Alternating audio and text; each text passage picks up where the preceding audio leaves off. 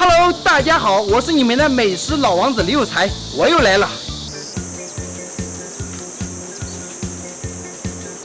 今天给大家带来的是毛白菜煎豆腐的做法，来看看用到的主要食材有哪些。毛白菜一大堆，大红椒半个，嫩豆腐一块。废话不多说，开始操作。首先我们把毛白菜的根部稍微剪一下，然后把其放在水中稍作浸泡。浸泡时加入盐适量。此时我们可以挑拣一下，看看是否有黄叶烂叶，有的话就挑出弃之不用。等，大约5分钟后，把经过浸泡的毛白菜清洗干净并沥干水分备用。然后我们再把嫩豆腐切成厚约0.6厘米的片，把切好的豆腐放在开水中稍作浸泡。浸泡的目的主要有2个，一是去除豆腐的豆腥味，二是给豆腐起到一个清洁的作用。浸泡时最好再来点盐，因为经过盐水浸泡的豆腐在高温烹饪时口感会变得更加滑嫩。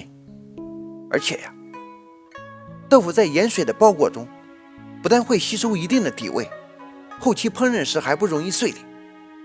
大约10分钟后，把经过盐水浸泡的豆腐倒入漏勺沥干水分。我们再把大红椒切成小圈圈备用。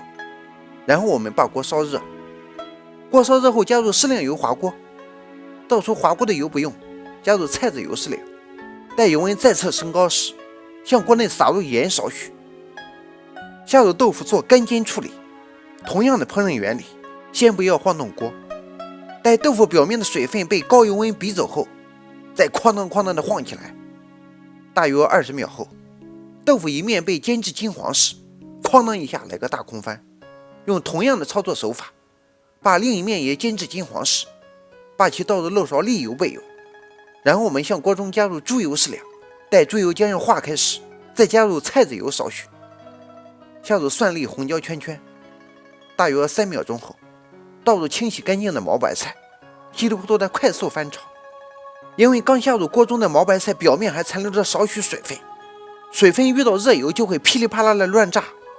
快速翻动，让毛白菜的每一片叶子上都沾满油和水，这是此菜炒量的关键。而快速的大火翻炒，不但避免了蔬菜有苦糊味，还可以使其受热均匀，减少了菜品成熟时间。大约炒个15秒后，蔬菜中的清香味就被逼出来了，取而代之的是蔬菜的清香味扑鼻而来。此时加入水少许，下入豆腐，翻动锅，把豆腐盖在下面，开始调味，加入盐半汤匙，白糖少许，稍翻动一下，让调料分散开来，然后加入少许味精，再翻动一下。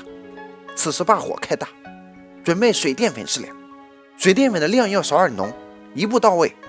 翻动锅，让汤汁挂在菜品上，然后再淋入少许明油即可出锅。搞定了！一日三餐记得按时吃饭。总结讲这么详细，还要啥总结？拿我们能吃饭。